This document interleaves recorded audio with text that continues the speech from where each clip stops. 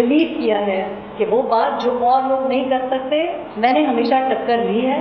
পাকিস্তানের সাবেক প্রধানমন্ত্রী ইমরান খানের সাবেক স্ত্রী ও সাংবাদিক রেহান খান পাকিস্তান রিপাবলিকান পার্টি নামে তার নিজস্ব রাজনৈতিক দল গঠন করেছেন। মঙ্গলবার 15 জুলাই করাচির প্রেস ক্লাবে আয়োজিত এক সংবাদ সম্মেলনে দলের নাম এবং এর লোগো উন্মোচন করেন রেহান খান।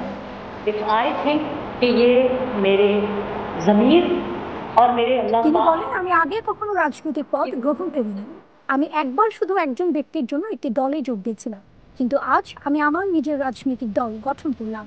রেহাম বলেন, নতুন এই দলটি জনগণের কণ্ঠস্বর হিসেবে কাজ করবে এবং শাসক গোষ্ঠীকে জবাবদিহিতার আওতায় আনবে। দেশের সব নাগরিকদের, বিশেষ করে নারী ও কৃষকদের সরাসরি উপকারে আসে এমন আইনি সংস্কারের জন্য লড়াই করবে। তিনি বলেন, 2012 থেকে 2025 সাল পর্যন্ত আমি যে পাকিস্তান দেখেছি, সেখানে এখনো বিশুদ্ধ পানীয় জল এবং মৌলিক স্বাস্থ্য সেবার অভাব রয়েছে। এটা আর গ্রহণযোগ্য নয়। বর্তমান সরকারের শাসন ব্যবস্থার সমালোচনা করে তিনি আরো বলেন, আমার দলটি পাকিস্তানের বর্তমান রাজনৈতিক অবস্থার প্রতি জনগণের ক্রমবর্ধমান অসন্তোষের প্রতিক্রিয়া হিসেবেই আত্মপ্রকাশ করেছে।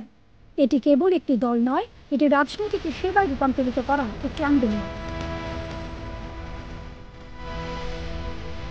পাকিস্তানের পরিবারতান্ত্রিক রাজনীতিকে তীব্র সমালোচনা করে রেহান খান বলেন, মাত্র 5টি পরিবার কিভাবে বিধানসভায় বসে আছে, আমরা সেই প্রথা ভাঙতে এসেছি। তার দল কোনো বহিরাগত আশীর্বাদ ছাড়াই তৈরি হবে উল্লেখ করে তিনি আরো বলেন, আমরা এখানে ব্যক্তিগত সাম্রাজ্যের সেবা করার জন্য আসিনি। আমাদের দলের কেউ একসঙ্গে 4টি আসন থেকে প্রতিদ্বন্দ্বিতা করবে না এবং আমরা এখানে রাজনৈতিক খেলা খেলতেও আসিনি। প্রসঙ্গত, রেহান খান একজন পাকিস্তানি ব্রিটিশ সাংবাদিক, লেখক এবং চলচ্চিত্র নির্মাতা। 2015 সালের 6 জানুয়ারি পাকিস্তান তেহরিক-ই-ইনসাফের প্রতিষ্ঠাতা ও সাবেক ক্রিকেটার ইমরান খানকে বিয়ে করেন তিনি। তবে একই বছরের 30 অক্টোবর তাদের বিবাহ বিচ্ছেদ ঘটে।